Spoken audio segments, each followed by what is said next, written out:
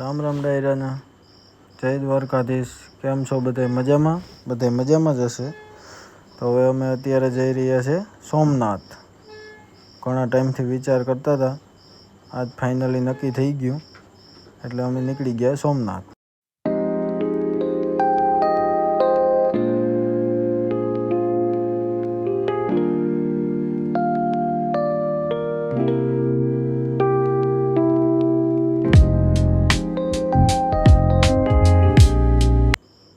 હાલો મિત્રો, અમે હવે પહોંચી ગયા સોમનાથ. જોઈ લ્યો મિત્રો, આજે તો ટ્રાફિક ઓછી હતી, બાકી તો વધારે હોય છે.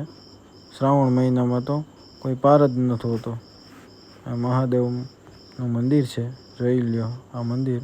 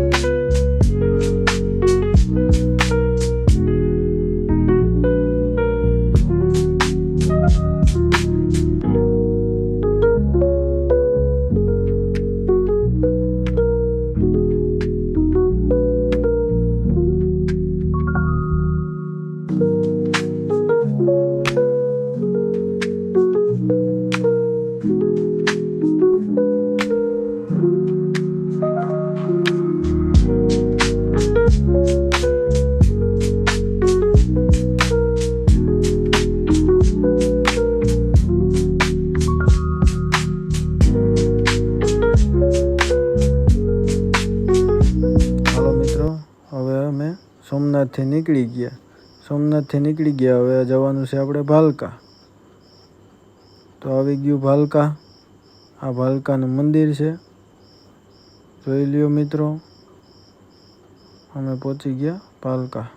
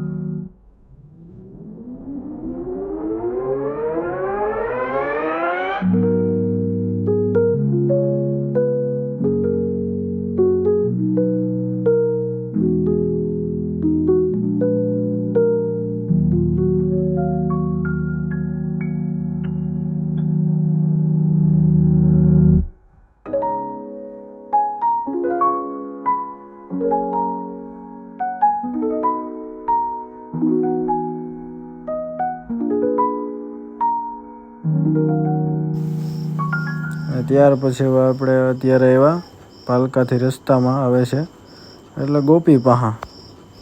તો ગોપીને પણ ઘણા ટાઈમથી બાંધી હતી, અને આ ભાઈ હોર્સ લવરે પણ લગામ ચડાવી. તો એટલે આ ગોપીનો રૂમ છે. નીચે સીટ છે રબરની, આ રીતની ગમાણ, ચારીવાળો પેક આખો રૂમ. ગોપી થોડીક લોહીમાં નબળી છે, તો જો ગોપીને તૈયાર કરી દીધી. થોડીક રમતગમતમાં નાખવાની છે ને 2 પગમાં,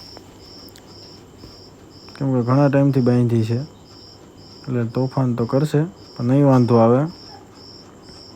જો અમે હવે એમાં એવું હતું, કોઈ વિડીયો ઉતારવાવાળું કોઈ એવું હતું નહીં મિત્રો, એટલે એનો વિડીયો નથી આવ્યો.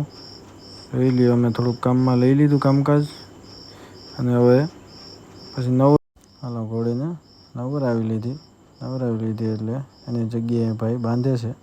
અને દિવસના બાંધે ત્યાં પણ આવી રીતના રબરની સીટ રાખી, એટલે હું એકને એક જગ્યાએ ખાડા ન કરે એટલા માટે. અને દેશી જુગાડ કરીને આગળનું ગમાણ કરી નાખી.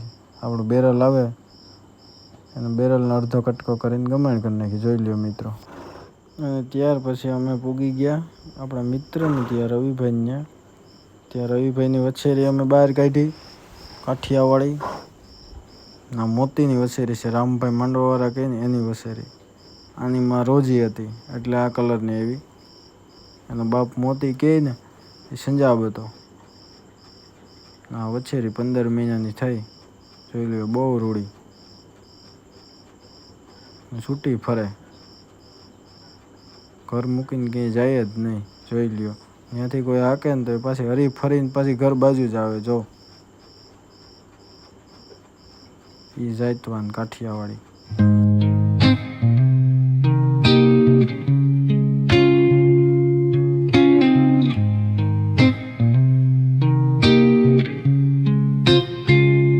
I'm all about words,